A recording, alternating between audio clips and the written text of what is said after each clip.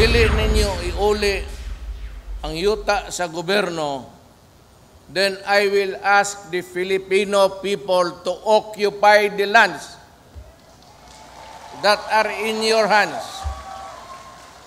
Das Makati, Pasay, pangita na mo gwapong pwesto diya.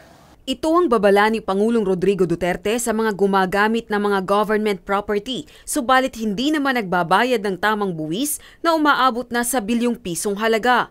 Kung hindi anya tutuparin ng mga oligarch na ito ang kanilang obligasyon, ipa-ookupan niya sa mga mahihirap na Pilipino ang mga ari-ariang ito.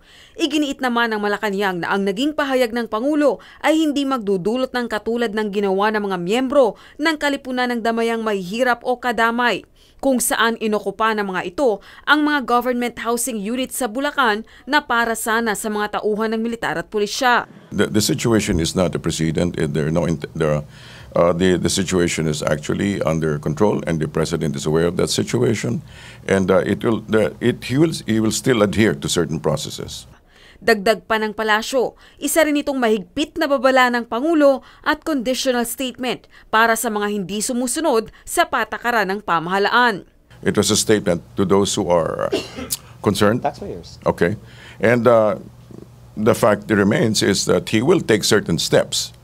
He will take certain steps. I don't mean this is the exact step, but he will take certain steps to make sure that the erring parties will respond properly. Mula sa Malacanang, ako si Rosa Licos, humahataw sa balita.